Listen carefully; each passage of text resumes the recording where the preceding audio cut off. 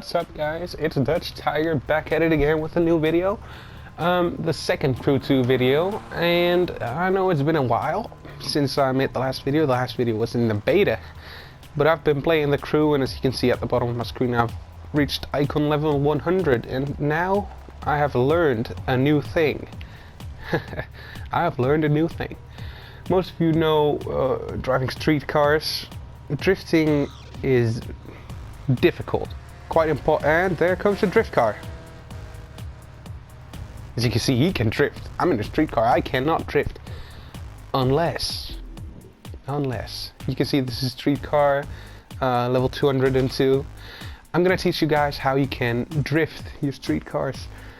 You go into the performance settings. First off, you want to make sure you have a car that is capable of drifting. That means you need a car that's either all-wheel drive or rear-wheel drive. Doesn't really matter because you can change the all-wheel drive cars to rear-wheel drive in this game. There's a setting for that. But for the sake of the video, I've gone with an M5. It's got a lot of power, it's rear-wheel drive. What else do you want? Now, if you go into the pro settings, you want to turn your traction control all the way off.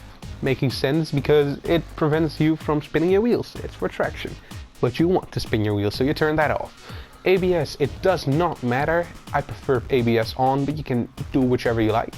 ESP, you want to turn that all the way off because that is a killer, a painkiller. It's a pain in the ass. It's a joy kill. It's a buzz kill. It's everything. It just steers you into walls. You don't want any of that. You don't want nothing to do with it. Slide help. This depends on your personal preference. I prefer no slide help.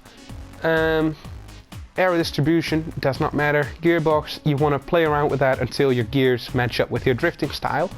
Tire grip, you want to lower the tire grip on both of these. It's quite important that the tire grip on the rear is lower, significantly lower than the tire grip on the front, because otherwise you're going to understeer again into a wall. Don't want that. Brake power, you don't really have to change that. It doesn't matter at all. At least I think it does not matter. If you put it on minus, maybe you don't brake at all. Anyway, you want to brake, so just fiddle around with that yourself. Brake balance, same thing. I just kept it stock. The suspension, that's quite important. You want to stiffen it up a bit. That's why you want to up the suspension on the front, both of these, and on the rear. Then the camber, you can mess around with that. You don't have to. You don't have to drift. Same thing for the anti-roll bars. You can stiffen it up a bit, but it's fine like this on the M5. And I'm going to show you and prove to you now that it is possible to drift this M5. Now, first off, let me just enjoy the nice sound of this M5. Amazing. And while I drive, pay attention to the wheels. They're still spinning up. 5th gear, 6th gear, still spinning up, and into 7th, still spinning. Now, if you let go of the throttle and then keep on going, it'll work, you know, it'll work like a normal car. But if you just keep the gas on from the starting line, it'll spin up all the way to 7th because of the gears and the tire grip we did. Now, the first turn, you shift down, you turn in, you hit the gas, you turn out, you know. It's most about feel. If you feel the car, it's easier to do. But as you can see, the car wants to brake out and get out of the way. But as you can see, the car wants to drift now, and you just gotta hold it. You gotta counter steer, because if you don't, let me show you what happens if you don't counter steer. Well, I think Mr. Drift is coming back over. There he goes. Yeah, I can drift too now, you bastard. What was I saying? Oh yeah, if you don't counter steer, which you don't have to do with the slide help, this will happen. That's gonna happen if you don't counter steer. And that's why I don't like slide help, because it takes away the skill in the game of drifting. Now, without all of these options and everything I did, this is what happens to you if you go off-road. Don't do that.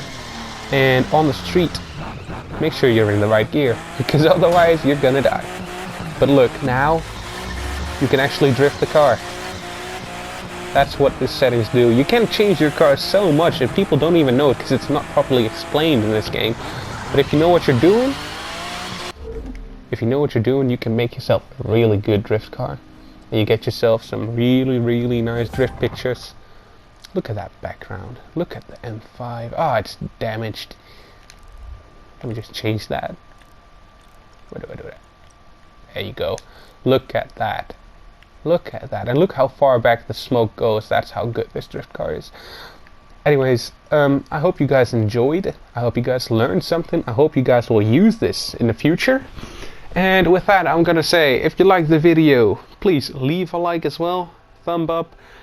Leave a comment if you will. I'll try to answer all of them. And I'll see you guys in the next video. Thank you guys for watching, and goodbye.